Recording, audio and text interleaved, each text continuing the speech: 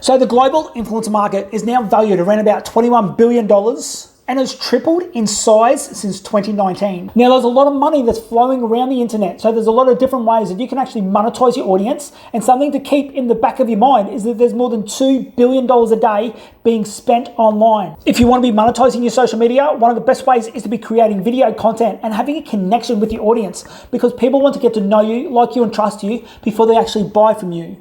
So if you're creating faceless content and using AI to do your voiceovers, or just sitting there pointing, then the thing to remember is that your audience wants to get to know you. You just can't be making a 5-second video and pointing to a link down below in the comments and telling your audience to go read the description, just so your video will keep playing in full and being pushed further onto the platform because it's being played in full. Then that's not how you're going to be connecting with your audience. You're simply just creating that content for you. And if you're just creating content because of some trend that's going on, whether it be on TikTok or Facebook or YouTube, then your content is just blending into the crowd and you are not standing out. So the best practice in 2025 is to create short form vertical content, to get on camera, to talk to your camera, and to deliver value. And when I say value, it's just not giving some tips or advice on how to go viral or how to do X, Y, and Z. So how do you deliver value that captivates your audience the entire time? So the first thing that you need to keep in the back of your mind is, who are you talking to in your content? Then what is the very first sentence that you are going to say to your audience? And it doesn't matter which social media platform that you're posting this content to, whether it be TikTok, Facebook, YouTube, is that you've got to hook their attention from the first second. If you get to 3 seconds and you don't have that hook in place, then they're gone. So you need to be sticking out from the rest of the crowd and hooking people's attention. And you also need to consider, are you educating people or entertaining people? Or are you going to blend the education and the entertainment and make it more interesting? You might be changing the background on your video, changing the color of your shirt.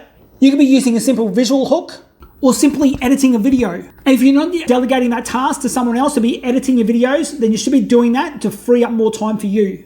Now, one trend that is growing is using AI to help you with your content creation.